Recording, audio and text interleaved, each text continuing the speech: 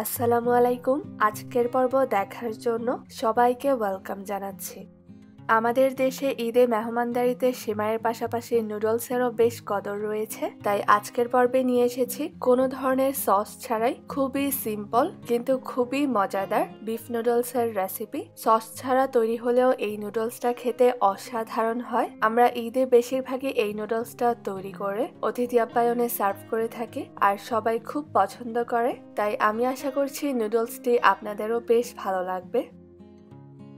নুডলসগুলো সেদ্ধ করার জন্য একটি প্যানে পর্যাপ্ত পরিমাণে পানি নিয়ে ফুটিয়ে নিচ্ছি। দিয়ে দিচ্ছি 5 প্যাকেট ম্যাগি নুডলস। আপনারা আপনাদের পছন্দ মতো যে কোনো ব্র্যান্ডের নুডলস দিয়ে রান্না করতে পারবেন। দিয়ে দিচ্ছি 2 টেবিল চামচ তেল, তাহলে নুডলসগুলো ঝরঝরে হবে। ম্যাগি নুডলস মশলাতে এমনিতেও একটু লবণের পরিমাণটা বেশি থাকে, তাই আমি নুডলসগুলো সেদ্ধ করার জন্য লবণ দিচ্ছি না। নুডলসগুলো সেদ্ধ হয়ে গেছে, এবার আমি একটি স্ট্রেইনারে তুলে নিয়ে নুডলসগুলোর পানিটা ঝরিয়ে নিব।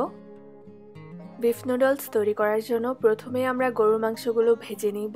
এর জন্য একটি প্যানে নিয়ে নিচ্ছি 2 টেবিল চামচ রান্নার তেল। ছোট ছোট কিউব করে কেটে রাখা বোনলেস গরুর মাংস দিয়ে দিচ্ছি 1 কাপ। আপনারা চাইলে এখানে গরুর মাংসের কিমাও ব্যবহার করতে পারেন। লবণ দিয়ে দিচ্ছি 1/4 চা চামচ। হলুদের গুঁড়া দিয়ে দিচ্ছি 1/4 চা চামচ।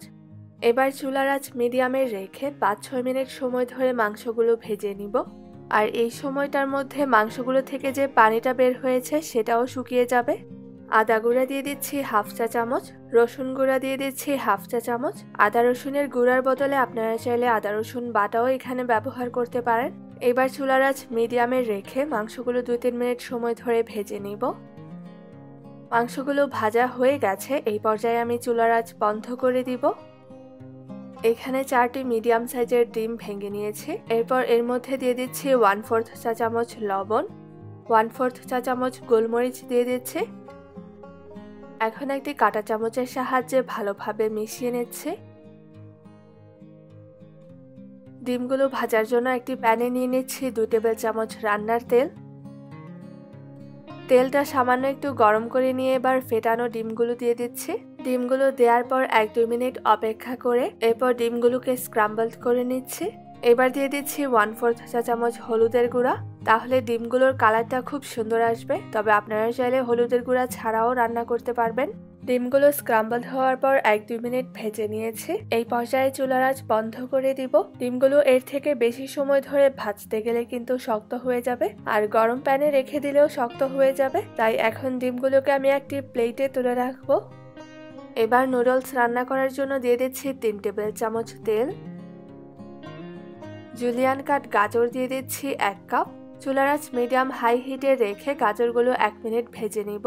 3 ধরনের ক্যাপসিকাম দিয়ে দিচ্ছি 2 কাপ। ক্যাপসিকামগুলোও জুলিয়ান কাট করে নিয়েছি। লবণ দিয়ে দিচ্ছি 1/2 চা চামচ। চুলার আঁচ মিডিয়াম হাই হিটে রেখে সবজিগুলো 2 মিনিট ভেজে নিব।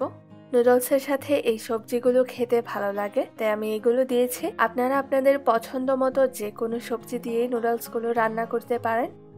কেটে রাখা পেঁয়াজ দিয়ে দিচ্ছি 1/2 কাপ। ফ্রোজেন মটরশুঁটি দিয়ে দিচ্ছি 1/4 কাপ। টমেটো কেটে নিয়ে দিয়ে দিচ্ছি 1/2 কাপ। ভেজে রাখা গরুর মাংসগুলো দিয়ে দিচ্ছি। 4-5টি কাঁচামরিচ হাফ করে কেটে দিয়ে দিচ্ছি। এবার চুলার আঁচ মিডিয়াম হাই হিটে রেখে সবকিছু 3-4 মিনিট সময় ধরে ভেজে নিব। ভাজা হয়ে গেছে, এই পর্যায়ে আমি দিয়ে দিচ্ছি 2 প্যাকেট ম্যাগি নুডলস মশলা, তাহলে সবজিগুলোতেও মশলাগুলোর খুব সুন্দর একটা ফ্লেভার আসবে। এখন অল্প অল্প করে নুডলসগুলো দিয়ে মিশিয়ে নিব, তাহলে সবকিছু ভালোভাবে মিশে যাবে।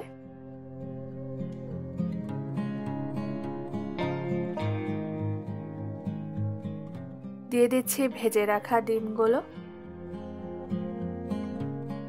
এবার দিয়ে দিচ্ছি বাকি 3 প্যাকেট ম্যাগি নুডলস মশলা। নুডলস মশলাটা আমি কয়েকবারে মিশিয়ে নিয়েছি, এতে করে সবকিছুতে ফ্লেভারটা ভালোভাবে মিশে যাবে আর খেতে খুবই ভালো লাগবে। এবার চুলার আঁচ মিডিয়ামে রেখে নুডলসগুলো 2-3 মিনিট সময় ধরে রান্না করব।